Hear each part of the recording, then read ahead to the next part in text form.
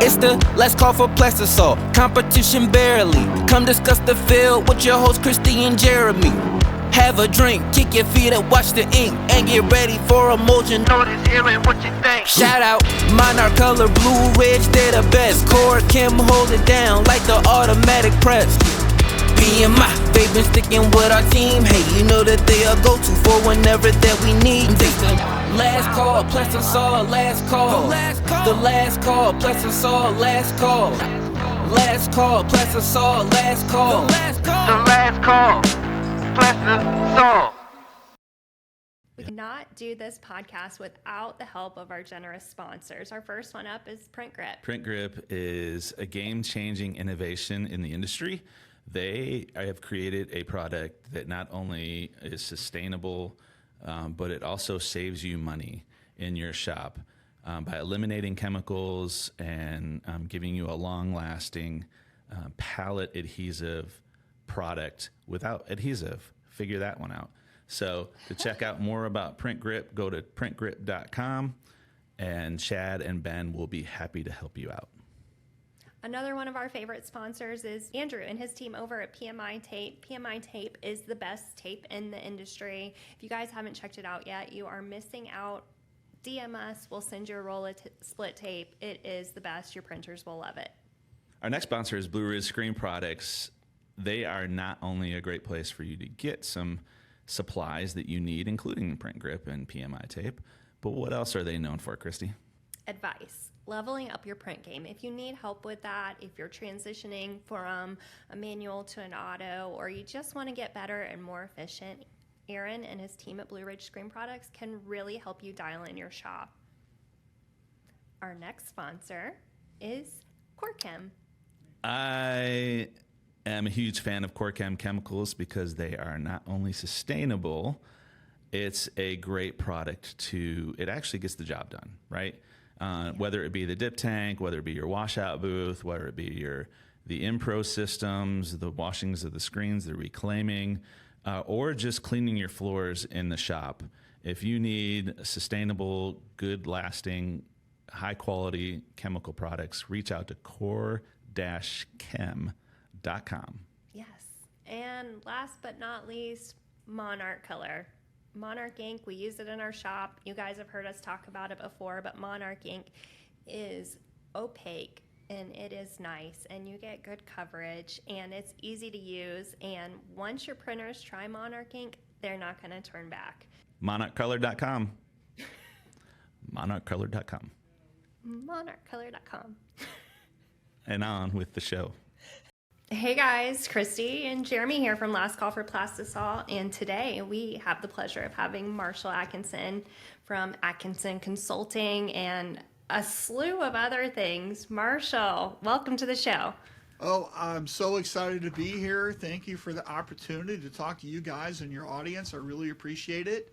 And I can't wait to what kind of crazy questions you're going to throw at me. I'm ready. Well, it's a little early. We haven't had a lot of beer yet today, so you might be safe. 0 beers. I'm out of the norm. We're doing this in the morning. I guess we should be drinking Bloody Marys, right? Yeah. Prosecco, a little Prosecco. Never hurt anybody. That's right. So, Marshall, for anybody that listens to our podcast that may not know you, I don't know how they couldn't know you. Can you tell me a little bit about yourself? Tell me about your history in print and how you got started and all of it.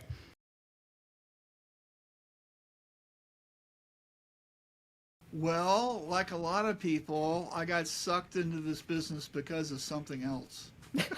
So, way back long time ago, I had just gotten divorced in 1989, and then I decided just to start my life over. So I have a degree in art from Florida State, and I took a career counseling session with somebody and decided I wanted to be an architect.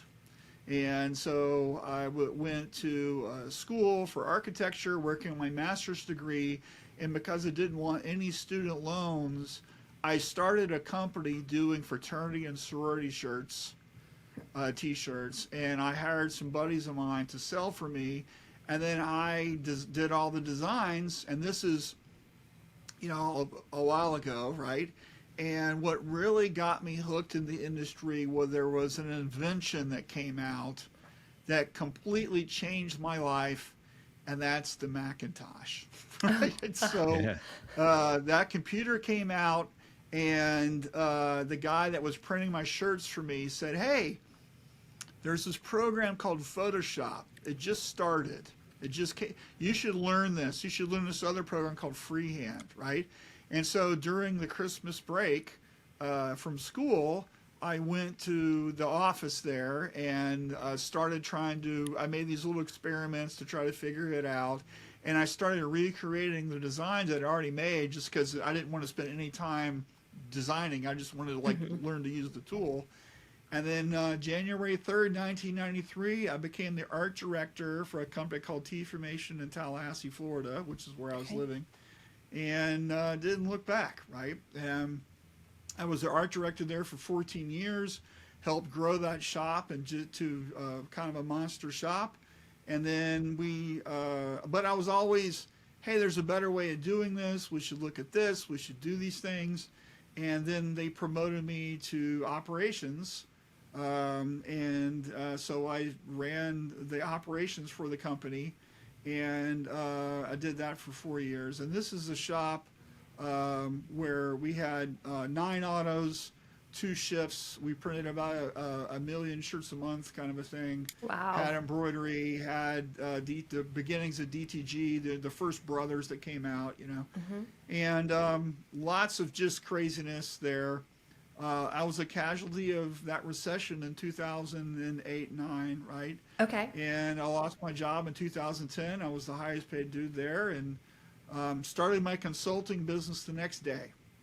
And 2011, I started traveling around the country teaching people all the stuff that I do. And then I started writing for Impressions magazine that year.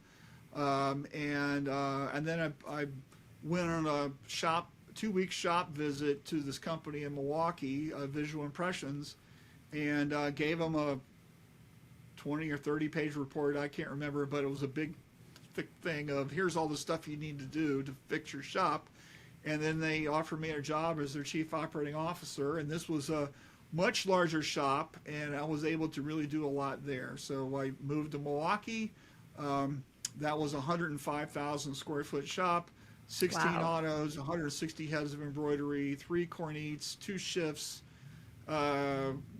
crazy, 300 and some screens a day we went through in our screen room. I mean, it's just nuts, right? Yeah. And so through those 2 shops, right, a lot of the things that I know and talk about is because I've done all that, right? How do you get it? How do you get more done in a day? How do you so I'm really kind of a workflow guy, you know. How do you get more out of the pipe, right? That's kind of what I talk about all the time. And then how do we do the things that we need to do, you know? And I'm a natural, curious, lifelong learner. I read a book a week at least. You know, I talk to lots of shops. You know, I talk to probably, I don't know, 6 to 8 different shops every single day, right? So at the end of the week, I've talked to a lot of people, right? And I hear a lot of stuff. I go to all the trade shows. And so right now, I've got a lot going. So I teach through the trade show stuff. I also started a company called Shirt Lab. Shirt Lab has a mastermind group called Shirt Lab Tribe, which I would love everybody to join. It's a community, and it's about people who are in tribe are dedicated to help each other. So we've got a lot of stuff that we do with that. We have live events. We have virtual stuff. We do workshops. We're all about helping this industry get better, and that's, again, part of, you know, I like teaching, so it's part of that, right? And so I'm always trying to find what's the problem that everybody's like focusing on, and then can we get somebody to, whoever the expert is, like talk about that or whatever, right? And that's what we do with that. But at the end of the day, I'm a business coach, right? So I have usually somewhere around 3 dozen to maybe 42 coaching clients that I talk to on a regular basis. I also do a lot of ad hoc stuff. I write for a lot of the magazines, and I also I create content. So I have a show that I do for jerseys called Adventures in Apparel Decorating. We get about 1 million episodes a show with that, and I have another show I do for stalls called Heat Press Transformation, which is I just started that last year, so that's ramping up. That's a lot of fun, and I have my own podcast, right? Success Stories. So how the heck do you find time to do any of this stuff? I mean, Christy and I are like, do we keep on doing the podcast? Well, one of the things I teach is time management, right? Gotcha. So I do blocks of time. My calendar is color coded. I have blocks of 30-minute or 60-minute chunks, and it's just like running your production schedule. What am I working on? Oh, I got to write an article. I got to do a podcast. I got a coaching call. That's how I do stuff. I also have a team of people that do stuff for me. So it's not how are you doing it, it's who is helping you, right? Yeah. So I have virtual assistants that work in the background. I also, I have a newsletter I just started for Midjourney. And so I have a person, her name's Lisa, that helps me like build and the structure of how the newsletter is going to work because she's an expert. I hire a guy to help me with my website, right? So like, I hire people to help me do these things because I want to focus on, I want to make as much money per hour as I can. That's my goal. Yeah. And so if I can get other people to do stuff for me, then I don't have to be doing that, right? And so it's all about who you're letting into your day, right? And so that's the same for a shop, right? A lot of people, they have a production schedule they can't manage, but what they never really looked at is how much they're making for that type of job, right? So you could put anything on press, anything you want, anything you can sell, right? But how much is our net profit for that job, right? We could sell job A or we could sell job B. It just takes the same amount of time to print, but job B pays us twice as much. How come we still selling job A? Yeah, we were literally just talking about that today. Yeah, we're in business not to sell revenue. We're in business to make a profit, right? Exactly. And so what are you focusing on? And so I have a lot of, this is what I do as a business coach, right? Is talk about this stuff, and I had a call the other day with a shop, right? And I have a little spreadsheet thing that you can do to put all your numbers in or whatever. And he was really upset because the numbers weren't good. And my response to him was, well, these are your numbers, right? It's just like if a doctor said, hey, you've got cancer, you can't not believe them just because your numbers aren't what you thought they were, right? It's up to you to fix this by, his issue was he's paying more money and he's getting a lot of smaller orders, right? So his cost per impression for the order is really high because he's not funneling a lot of work through his shop, and his overhead and what he's paying everybody is more than what his pricing is allowing him to have profit for. Yeah. That's his problem, right? And he didn't want to hear that, right? But that's the truth. Just because it's the truth, you don't have to like it. The challenge is, what are you going to do about it? Yeah, the first thing that you have to do in fixing a problem is know what the problem is. So. Exactly. And sadly in this industry, a lot of people don't like to measure. Yeah. They don't run their numbers, right? I can't tell you how many times I've talked to people, even right now, right? Right now, it's April when we're recording this, right? Still don't know how much money they made last year. It's crazy. Yeah. They don't know their gross profit or their net profit. What was it? Oh, I'm waiting on my accountant to get back to me. I'm like, you realize a whole quarter has gone by, right? Yeah.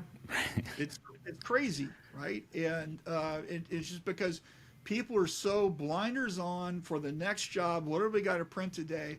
They're not lifting their head up and really looking at their business the way they ought to and thinking, are we doing the things that we're supposed to be doing to make more money, right? And people just don't do that. And I don't know why, but when they come to me, I help them unravel that. That's kind of what I help them with.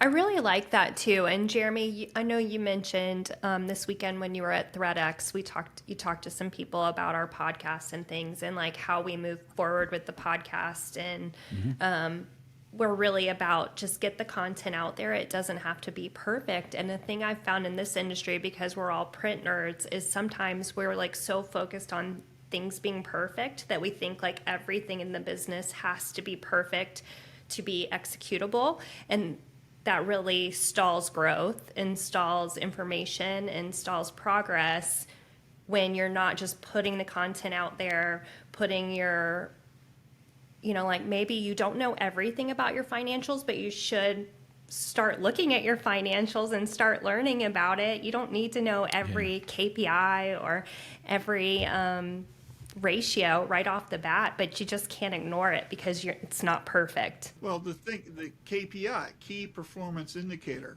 key is the word here. What matters to you most? And I think a lot of people are in this business, they don't have an outcome that they're trying to get to. There is no flag that they've planted on top of the mountain that's my destination, that's my journey, that's my goal, right? So do we have a goal that we're trying to hit, like 2024 right now? What is your goal that you want for revenue? What is your goal that you want for profit, both in a number and as a percentage? If we don't have those goals, how are we working to get there? Right? Yeah. We're just taking stuff and blindly just stumbling along, and hopefully at the end of the year we make money. Well, you're basing your ability to be profitable in your business on luck more than anything. And as we know, luck favors the prepared, right? Yeah. How prepared are we to make these good decisions about things? And if, I have a good friend of mine in the industry, Mark Coudray, right? And he says this all the time, right? There's only 3 things that are going to happen, and 2 of them are bad, right? Things are going to get better, things are going to stay the same, or things are going to get worse. And if you're not measuring, right, how do you know where you are? Yeah. Absolutely. Right? So, we have to know. We have to know. That's the reason why we have a speedometer on our car, right? Because we want to know how fast we're going, right? So we don't have to measure everything, but we have to measure the things that are important to us to make better decisions. And I'll tell you an easy way to look at this, right? So I've got an article that's coming out in Graphics Pro magazine, actually. It's called Value per Hour, right? So here's what you can do. I want you to, yesterday's production, I want you to take all those jobs and add it up, right? It's $5,000, it's $10,000, it's $1,000, whatever it was. And then I want you to divide that by how long it took you to do that work. And what you're going to get is your value per hour number, right? It's going to be $100, it's going to be $300, it's going to be $1,000, whatever it is, right? How much revenue you're generating with that piece of equipment per hour, right? And then, is that what you want? Yep. Right? Is that what you want? Is this what you want? And one of the things I use all the time is $300 an hour. I use it constantly in a lot of things when I'm talking with people because it's easy math. I'm an artist, not a mathematician, and $300 an hour is $5 a minute, right? So if you think $300 an hour, and that's kind of what we're thinking about for our press, you probably should be selling more and stuff's worth more than that, but we're just going to use that as a discussion, right? Yep. That's $5 a minute. So every minute that press is not printing, right, there's an opportunity cost that you've lost of $5. So today, right after we record this, I want you to go out to the shop floor, and I want you to get your watch out, and every minute that we're not printing a shirt, I want you to reach in your back pocket and pull out your wallet and take a $5 bill, and I want you to throw it on the floor. Oh, gosh. At the end of the day, right, that looks like a stripper's dream, right? With all the $5 bills on the floor, right? Right? Yeah. Because that's what's really going on here. You're just throwing money Now, on the floor. your downtime that you have, Jeremy, you know this, your downtime's a cancer, right? Well, so what are we doing that's going to allow us to print more a day, right? Yeah. And so everything that you book that Christy sells for your shop, right? you have to print, right? Are we making $100 an hour in that? Are we making $300 an hour in that? Are we making $500 an hour in that? What should we be doing? And if you look at things through that lens, right, maybe that can help you decide on what type of customers you want, what type of orders you want to take, the quantity, the size, your pricing. You know, when you start looking through things through a lens like that, not as a screen printer, but as an entrepreneur, as a business person, that can really revolutionize the way you think about things. Yeah, and so we just had this discussion today about a customer because it's been on the press for 2 days. And, you know, Jill came up to me and she's like, That's crazy talk. Yeah, she goes, do I need to have a conversation with this person that we can't do it anymore? You know, and I'm like, yes, you do, because there shouldn't be no way that this has to be on the press for 2 days. But it's just a particular brand that really wants to dial in everything specifically. I mean, when you have a customer telling us how to print a shirt and they won't accept any other way because of that, then it's like we've got a handheld situation where when I leave town, I can't come back to that because it just so happened to be on the schedule, you know, when I was gone. Yeah. Right. So it comes down to training. It comes down to everything. Yeah. So I've been to a lot of shops. Okay. And the shops that print for the big retail brands, right, they have a section of production. All they do is samples. And that's where all that gets the colors and what we're doing and the craziness from the artists and whatever. That has nothing to do with production. Yeah. I mean, running the jobs. Okay. It's separate. So like in this scenario, right, you have to set the guidelines, the guardrails of how you want to work. So like I've had plenty of diva customers, right, where they want to be at the press and they've got their Pantone book and they're looking at the thing, right? And they don't know what red or blue or green to use, and they're trying to figure it out on the fly, right? Yeah. Hey, no problem, Mr. Client. That's $500 an hour for you to stand there. Yeah. Right. Absolutely, Yeah. because then it backs up. And then we're going to bill you for that. And so if you can't tell us what color you want, because they can easily do that, okay? We're going to have to charge you for that because we're not making money when we're messing around with that. So the only way that we're going to recoup that money is to bill you for it. Suddenly, that changes. Either they're going to accept the new paradigm, right? Or they're going to go away, which either way is a good thing for you, maybe, right? Yeah. So, you know, so you're in control of what happens, right? And Yeah, so, for sure. and we don't have to be jerks about it. We can be super nice. And they have to realize that you're a business too, and we can't have this because all of the other jobs that we should be printing, we're not printing because we're trying to mess around with dialing in your color or whatever the thing is. Yeah, absolutely. That's, you know, that was my point in going out to the shop. I go, well, we're delaying our production days. Well, then my girls up front are telling people we're booked out extra days that we're really not, and we're not generating revenue on. So in the end, it's just not worth it for the price that we initially charged. Right. Yeah. Well, you know, you're in control, right? So I want you to think about, you guys have been to the doctor, right? So when you go to the doctor visit, can you just walk back to the examination room and sit down? No, you got to get the clipboard, you got to check in, you got to do the thing, you got to do their process. Okay? When you go to restaurants, when you go to other businesses, when you get on an airplane, you have to do their process. So why is it that we let our customers dictate our process for us? Correct.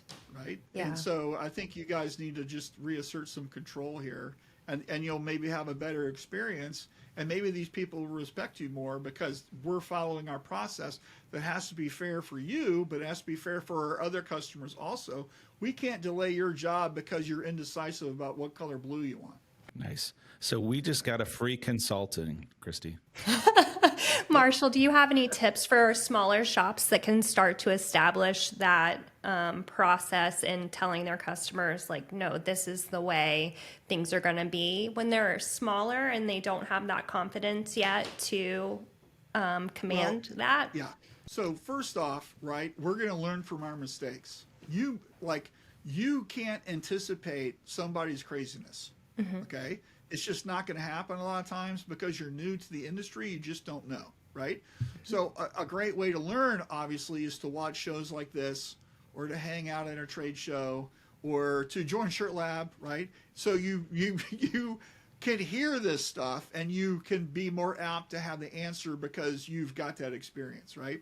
However, one of the things that I would just advise people to do is to know what is the outcome you're trying to achieve, and that's what we want to do. And I think a lot of people, when they're starting off, right, they will do anything, right? They will take any job, they will do anything because they just don't know any better and they don't have a direction. And sadly, a big problem we have in this industry is, I'd say, only about 25 or 30% of shops actually have a written business plan. They know who their ideal customer is. They know all the things that they're supposed to be doing because they've sat down and they've thought about it, and maybe they've hired somebody to help them write that stuff, so they have a direction of who they're supposed to be dealing with. And a lot of people just take whatever, it's like they take whatever just stumbles into their radar, right? Yeah. Which isn't sometimes the best way to go, because you're going to deal with a lot of people who don't know any better, or will, be demanding for a reason why that doesn't even make any sense, right? And I can tell you from experience, the people who are used to spending money, their time is worth more than what the value of the number of commas and zeros that are on jobs, right? So what we sell a lot of times when we get bigger orders is we're not selling the decoration, we're selling trust. Because when you're doing a 24-piece order, whatever, right? When you're dealing with a 24,000-piece order, that's a different level of trust that you're selling. And so, like, your processes and your experience with dealing with your customer has to be in alignment with the level of what you're trying to sell, right? So new shops, you don't really have that experience of doing these big orders because they've never done them before, right? So you have to think about how we're going to give somebody that trust and that assurance that, yes, we can do that type of job. We know what we're doing, right? So I don't know. Did I answer your question? You sure did. Yeah. I think that's a great point. Okay. And you have a lot of points to make. You are very well versed in all kinds of things. One thing that we're particularly interested in, Jeremy had questions to ask you about. Sure. Yeah. So I'm on your Instagram page, and on here there is a ton of AI generated art, and you seem to be an expert in Midjourney. That's my new bromance, man. Yeah, I can't quit you, right? It's just crazy. Here's the thing. I'm an artist, right? I know how to draw and paint and do stuff. I've been doing graphics for a long time, okay? And remember when I told you I quit architecture school because the Mac came out? Yeah. That was an epiphany for me that I need to be doing this. I really love doing the t-shirt part. And you know what? What used to take my hand 3 or 4 days to do now is like 2 or 3, 4 hours. It was amazing. Okay. So Midjourney, I started playing with that a year ago, right? Yeah. It's the same feeling. Look, I can't see, but I got goosebumps, right? It's that same feeling where, oh my God, what used to take 4 hours is now 10 minutes. Right. Crazy. And of course, you have to put the time in to learn how to do it. And so you're talking about my Instagram page. Not every day, but practically every day, I do an experiment my qualification is it has to be under 10 minutes. Okay. So most of the stuff I put out there on Instagram took me 2 minutes or so to make. Wow. Okay. And the fun part of it is it's when you're a graphic designer, you're used to using Photoshop or Illustrator. You know where the pen tool is and the point tool is and the curve and apply image and unsharp mask and blur, Gaussian blur. You know, you have all these tools at your command. And if you've been doing it for as long as I have, it's like driving a car. You can do it without thinking. Right. Okay.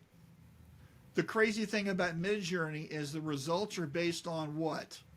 Words. It's your Information. vocabulary. Yeah, your vocabulary. No, your vocabulary, right? So, Christy, Jeremy, how good is your vocabulary, right? So this is just, so I think a lot of people, it's intimidating to say, hey, I want this, but I'm not sure how to ask it. Yeah. Right? So what you have to do is you have to start goofing around with it and playing with it. And like a 4-year-old with a box of crayons, there is no fear, right? Right. We're just going to start making some stuff and it's going to look great or it's going to look crappy, but who cares? Because we're learning how to use it. I hear you, man. And I can tell you that even when I got into it originally, there is no being scared of it, but what do you have to go into to actually get it up and running, right? You got to be good at Discord, or at least you need to know how to make your way around it, technically, it's moving right? away from Discord. So they have their own webpage now. Okay. You have to have a certain number of images created to be able to get to the Gotcha. webpage because it's in like a trial thing right now. Okay. So Yeah. I've been using it for, I don't know, 6-8 months now. And it works way better than Discord. Discord's kind of weird, right? Yeah. And then probably the end of this year, they don't really tell you what's going on. They'll just be completely off of Discord. So It with that, and then the rooms that are there and everything, and you're like, I don't even know like what room I should be in. gotta Should I be get- doing this? You know, that kind of thing. you got to get your own server on Discord and invite Midjourney to it, and that way you're playing in your own sandbox, and you can ignore that weirdness that's going over there. Right, because there's a So, lot of stuff going on over there. Just get your own server, right? And that way you're only seeing your stuff, and who cares what they're doing, right? Because they're going to make some grotesque, horrific thing or some Marvel character with giant boobs or whatever they're doing. You don't have to see that stuff, right? You could just concentrate on learning how to do it. And what I try to focus on is how am I designing things that could be a t-shirt, that could be a logo, that could be a social media post, that could be a background for something. These are the things that I'm trying to create, or I've got some crazy idea and I just want to see what'll happen, right? My absolute favorite Midjourney thing I created was about 8 months ago. And I'm a big Rush fan, you know, the band Rush, right? Yeah, And absolutely. they have a song called Red Barchetta. I know you've heard it, right? And so I took a couple lyrics from that song and put it in Midjourney to see what the Red Barchetta looked like, right? It was crazy cool, right? It was the coolest thing I think I made with it yet, right? And I've done like I probably about 18,000 images in the Midjourney now, something like that. Yeah. And it's by far my favorite because I'm connecting my band that I love with some kind of image that I had in my head, and it actually looked kind of like the image a little bit that I thought it might look like, right? Yeah. And, it's just Is crazy. But my main focus is on making things that somebody might be able to use in a design. That's what I try to play with. So here's what I think the common thing is that people will go into thinking that Midjourney's AI art, and they want to cartoonize themselves or something, and they get in there and they fail miserably, and they're like, all right, this isn't working at all. I'm out. Yeah, they're not using the right words. So you can upload a picture of yourself and you can use that. So it's called sref, right? You could do an sref of any photo and you can use that, and other words you put behind it, then you can suddenly make a Pixar version of yourself or a cartoon comic book thing or a line drawing or whatever you want. And and Midjourney is curating, right?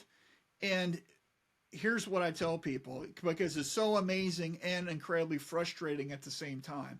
It's like a creative genius 4-year-old. It doesn't know what you look like. It doesn't know what you want. And so if you're not using the right words, the right prompts, you're not going to get the results that you want. And that's what's really frustrating. And so the reason why I do these experiments every day is I'm trying to teach myself what to do. And so my Instagram for your viewers is my name, Marshall Atkinson. Just look me up. And every day you'll see something. And here's how I want you to look at what I'm doing is ignore what the thing is. You know, it's a wolf, it's a whatever, it's a spaceship, it's a, you know, it's a logo of a lobster, whatever it is. That's not what I'm playing with. Okay, that's just the subject. I want you to pay attention to the words that come after the subject. Okay, that's what I'm really playing with. I'm playing around with how can I create a logo without using the word logo? Or how can I create this type of image?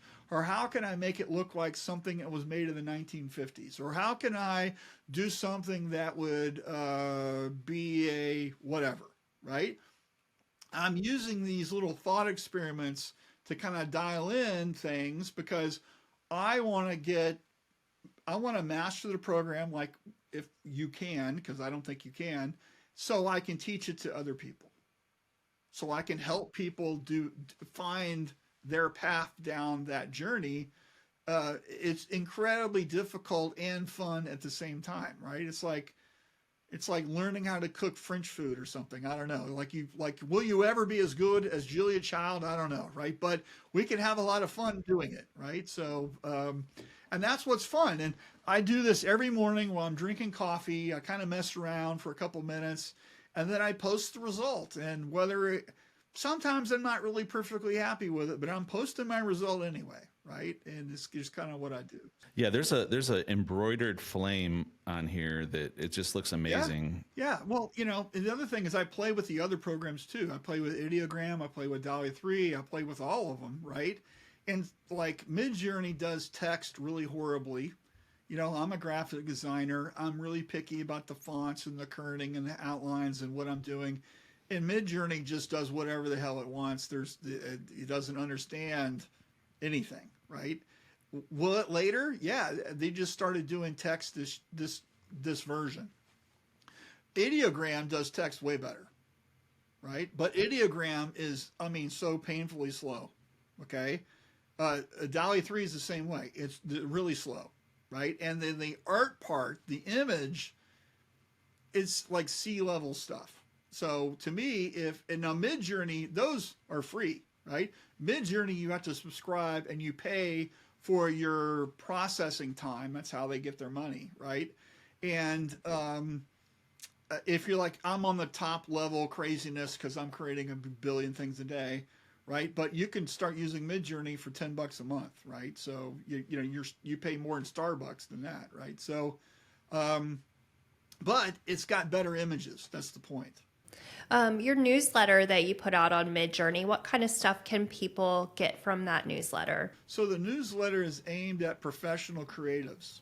So it's not going to teach you how to get your nightmare, that crazy dream you had into Midjourney. It's going to teach you how to make a logo or how to do lighting or how to move the camera in Midjourney or just think of things differently, you know, just and so it publishes every single week, and it's full of tips. It's full of stories of other people using it. It's full of videos. I share videos about how to do stuff. I break down how to do things. I just use Loom and record it, right? And it's a lot of fun to put that out. It's super cheap. It's super cheap for a reason. It's $12 a month. I publish every single week. If you want to save tons of money, subscribe for a year. It's $100, right? And the goal is to help people learn how to use it. Mm-hmm. And I'm not trying to replace them as a graphic designer. I personally don't think Midjourney or AI like this is going to take away people's jobs. You hear that all the time. I find that ridiculous. What I think is going to happen is the people who know what they're doing are going to use this type of tool to get better, right? So, you know, we used to not have Photoshop. right? I was that guy. I did this stuff before Photoshop. Photoshop just allowed me to work faster. This is the same type of tool, right? So if this was a different industry, right? We need to cut down a tree and all we had was a handsaw. Now, hey, I just invented this chainsaw thing. Do you want to use it or not? Right? Well, I'm a purist. I think you should cut down the tree with an axe. Okay, well, hell, knock yourself out, buddy. Right? It doesn't bother me that you don't want to use the tool. Sure. Whatever. Yeah. So, and I don't get into the arguments, right? Yeah. I'm not going to jump into that because I see their point, right? It's not me designing it. I totally understand that because it's not me designing these things, but in a way that it is, because it's the words that come out of my head that influence the image, right? So, and then I curate what I like and don't like and whatever, and then ends up, here's what we get. Yeah, and to that point, I've encouraged our artists to take a look at the things. You know, we got the Adobe Firefly now, so that's just a no-brainer because it's part of the package he's already working with. But, you know, I'm like, all right, let's hop into Midjourney. Let's do a decal. Let's try things out. At least get a feel for it. At least get inspiration. You know, and that artist will almost like have to try to prove himself of being better than some AI replacement. And so I know it's a mindset. It's definitely a mindset. Do you think the newsletter helps out with that? Yeah, I think so. Yeah, I've got hundreds of people subscribing. You know, there's my goal is to hit 1,000 subscribers by the end of the year. I'm on that journey, right? But I'm on my journey with Midjourney, right? And but what I do know is that I talk to a lot of people who are badasses in this industry with art. They're all using Midjourney. And it's not because Marshall Atkinson said to use Midjourney. It's because they're getting the results, right? And to me, it's just, are you comfortable with the awkwardness of learning something new? We spent a lot of time learning how to use these software tools. And, you know, the Adobe platform is the Adobe platform, and they have their generative fill, and it works, you know, whatever. But it's only based on the Adobe stock photo library. You know, Midjourney is based on every image that's ever been on the internet. Yeah. It's always going to look better. And then it's got a lot of really fascinating things that you can do with it now. They just started this thing called CREF, which is character reference, where you could upload you could make an image of a character in Midjourney, and then you could build your character reference library, and then you could have that character do things. And so now we can do a whole comic book in Midjourney, right? It's insane. And it's the same character, but it's doing things, right? And SREF is subject reference, so we can upload a photo of a 2024 Ford Bronco, and it looks like the Ford Bronco, and then we can be doing things with it, right? And so if you've got anything that you want to put in there, you know, your dog, a cactus, a photo at the beach or whatever, you could use that as a starting point, and then it's an image creator tool. It's going to take that, and using the words that you use in the prompt, it's going to use that and then alter it somehow, and then you get this thing that you would have never designed or thought about on your own. And that's where the magic is. And let me tell you, you know, I play with it every day. And sometimes I am just so blown away by, oh my God, how did that happen, right? And then what's really cool also is you can take 2 or 3 words that don't make any sense together and shove them in there just to see what will happen.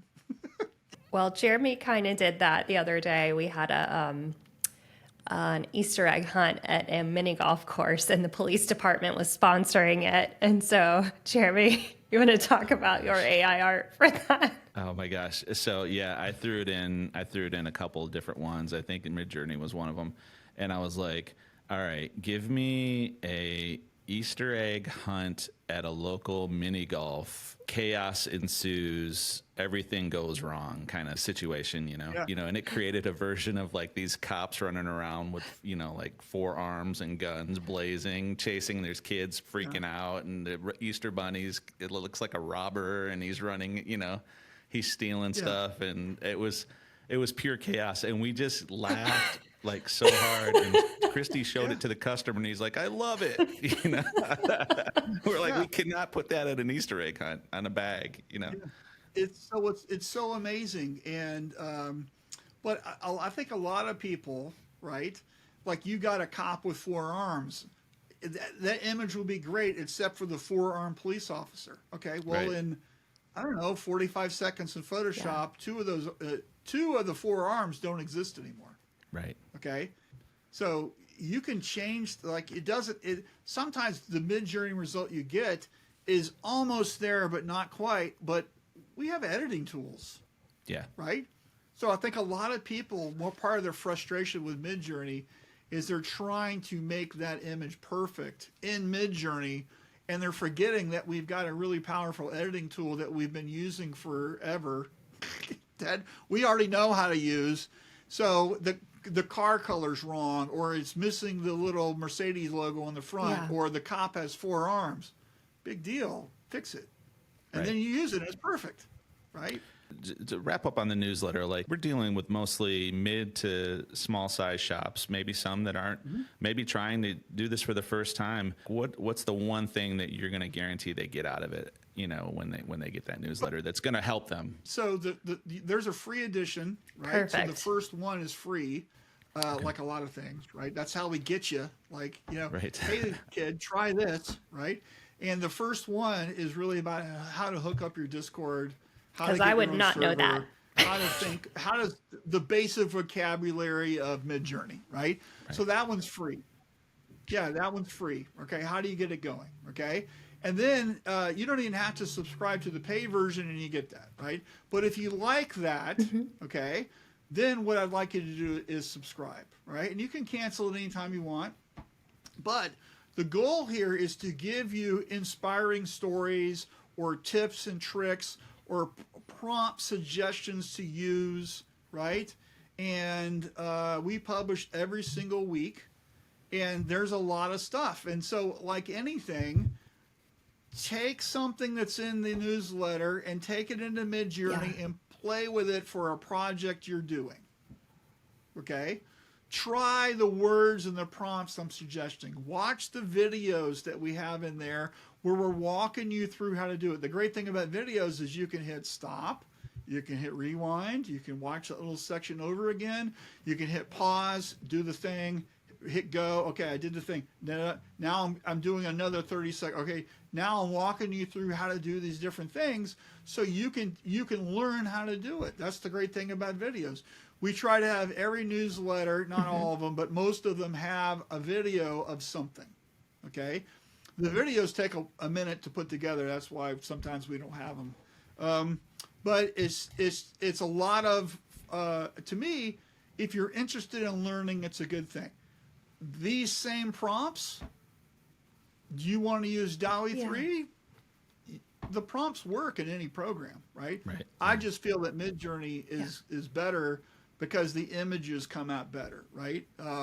And if you talk to not just Marshall Atkinson, but other people, a lot of folks say the same thing, okay? So it's not just me, right? And just so you know, I'm a really picky person, right? I didn't just glom onto Midjourney for no reason, right? It's because I tried all the other ones, and it's super easy to use to have fantastic results.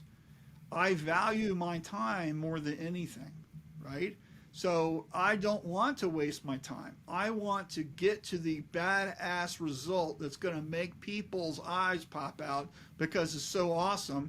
How can I get there in a couple minutes, right? And that's the reason why I like Midjourney, is because you can really create lots of things quickly. So Marshall, before we wrap up, I really want to go back to your consulting business. I know you talk to dozens of shops a month or a week even.